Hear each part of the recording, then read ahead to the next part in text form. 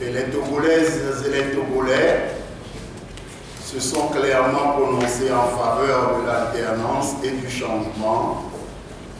en apportant massivement leur suffrage à Jean-Pierre Favre, candidat de la coalition CAP 2015 à l'élection présidentielle du 25 avril 2015.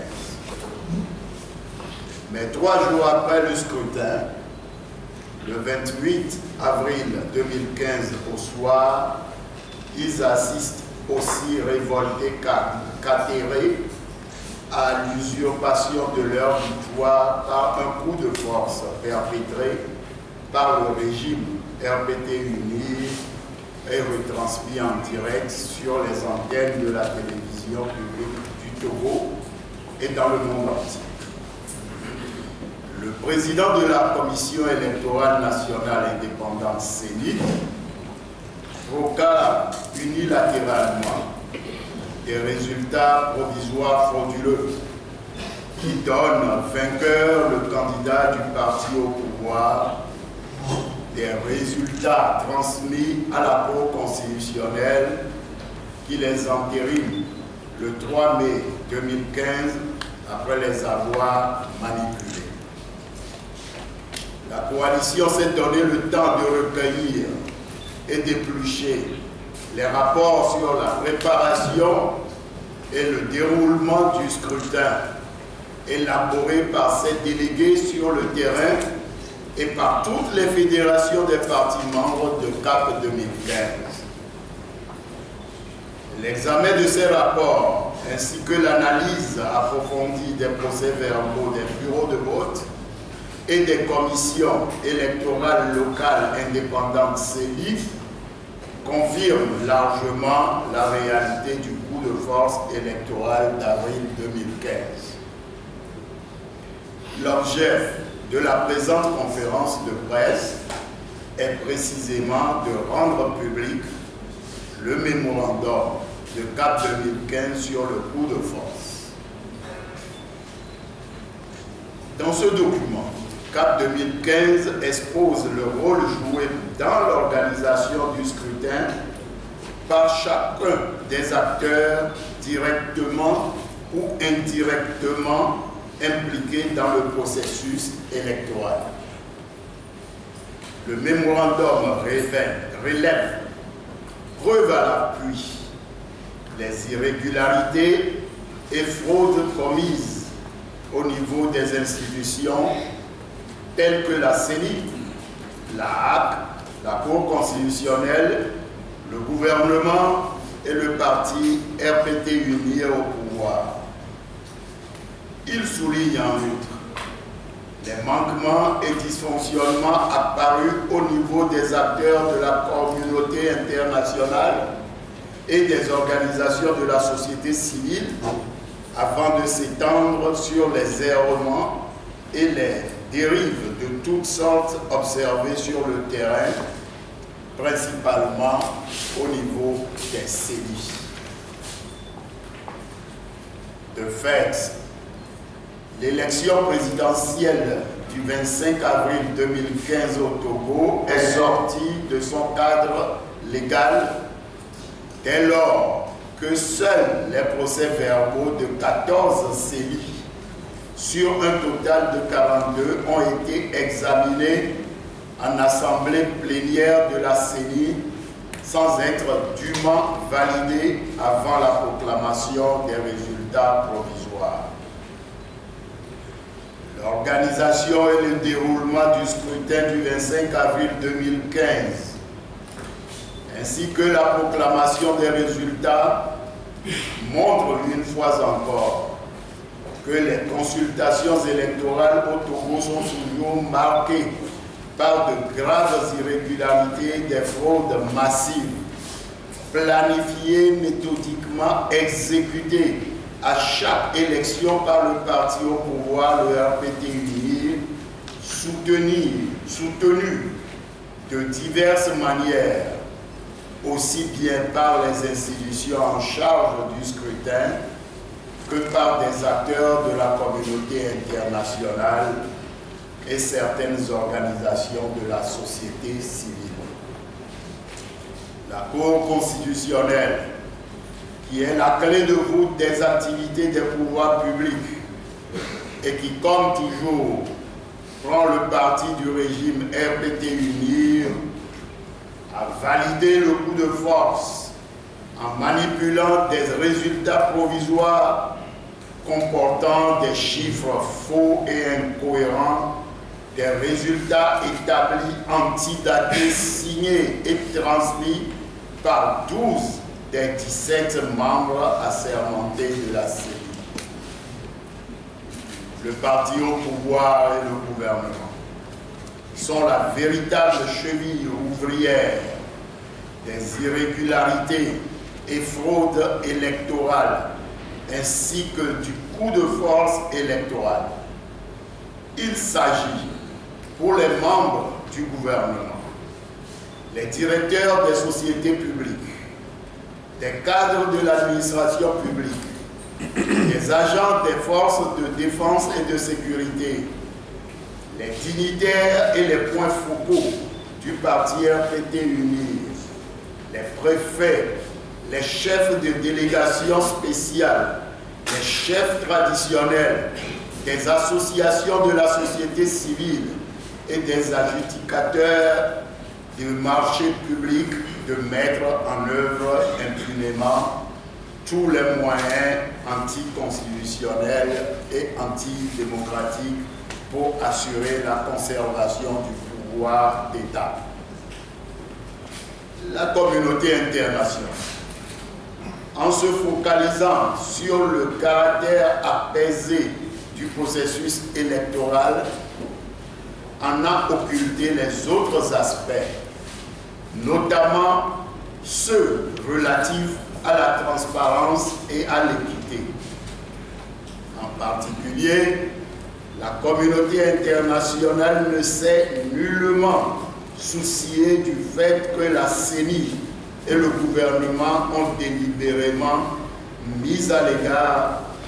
le chef de la mission d'experts de l'Organisation internationale de la francophonie, OIF, et le comité d'accompagnement, dont la mission consiste précisément à assurer la transparence et la crédibilité des résultats du scrutin du 25 avril 2015. Au total, le pouvoir d'État en place au Togo est un pouvoir usurpé, confisqué à la faveur d'un coup de force électoral.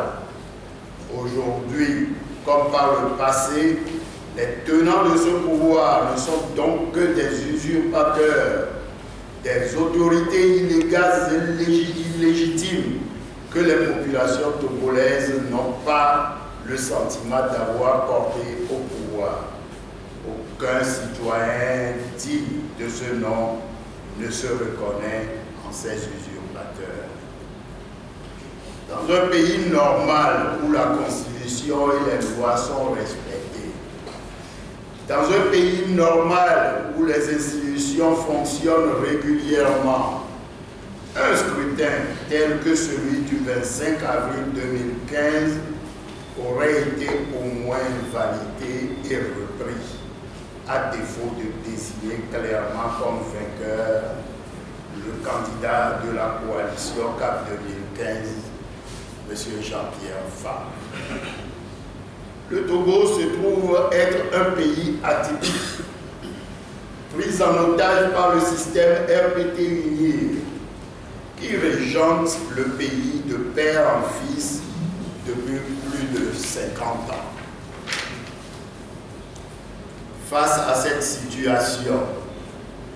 il appartient au peuple togolais de se mobiliser résolument pour prendre son destin en main. Il s'agit de demander l'arsenal, de démanteler l'arsenal des moyens de fraude électorale mis en place et entretenus par le régime RPT-UNIR. À cet égard, comme l'illustre la récente tournée européenne du président Jean-Pierre Fabre, les partis de la coalition CAP 2015,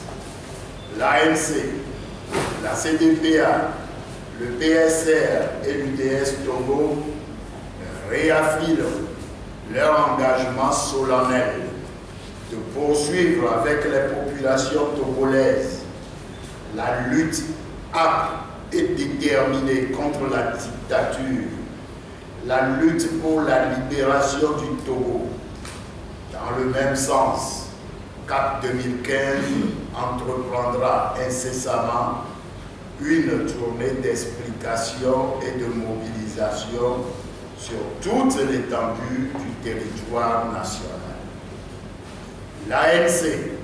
la CDPA, le PSR et l'UDS Togo appellent l'ensemble des populations togolaises, toutes les forces vives de la nation, à prendre la mesure des nombreux défis à relever au plan politique, économique, social et culturel, afin de réaliser le noble objectif de notre hymne national, faire encore de toi sans nous lasser, Togo chéri, l'or de l'humanité. Pour l'heure, CAP 2015 reste vivement préoccupé par la persistance des graves violations des droits de l'homme,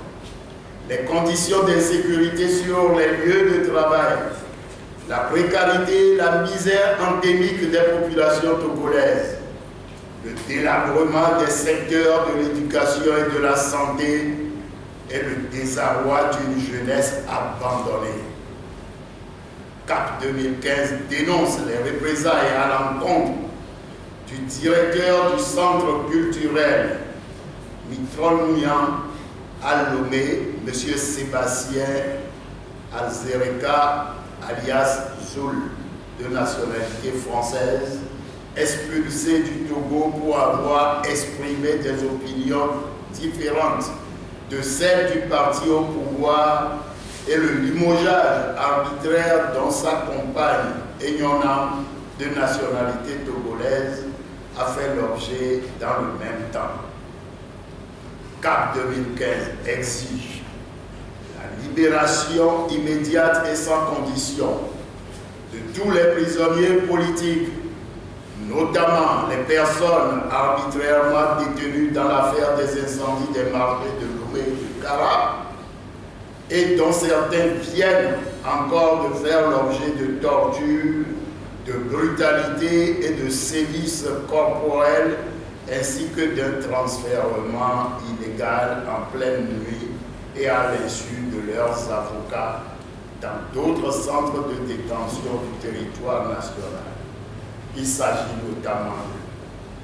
de Kwame Manti, malade, transféré à la prison de Djéville. Mohamed Loum, alias Tometi Toussaint, malade, transféré à Kara. Ignace Missioun, malade, transféré à Sokoré. Sena Amavi, malade, transféré à Tapamé. Christophe Agbenyezi, malade, transféré à Néron. CAP 2015 dénonce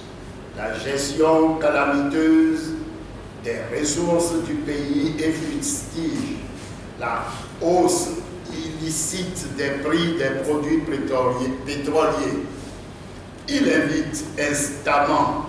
le gouvernement à revoir ses prix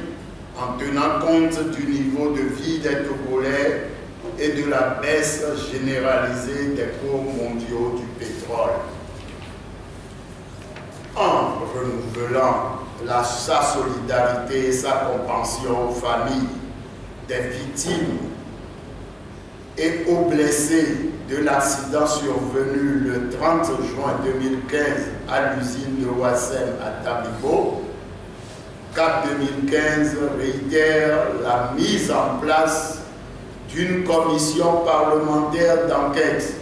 appuyée par une expertise de l'Organisation internationale du travail, OIT, en vue de déterminer de manière transparente et crédible les causes de ce drame, de situer les responsabilités et de formuler des recommandations pour la prise en charge des victimes et la prévention de tels drames. L'ANC, la CDPA, le PSR et l'UDS Togo exhortent les pays partenaires et amis à s'investir résolument pour aider à l'édification d'un état de droit au Togo en vue de sortir de sa situation qui le maintient en marge des processus de démocratisation et des pratiques de bonne gouvernance engagées sur le continent africain. La transparence et l'équité des élections ainsi que l'alternance au Togo sont à ce prix. Faire nommé le 11 août 2015 pour CAP 2015, le directeur de campagne sortant.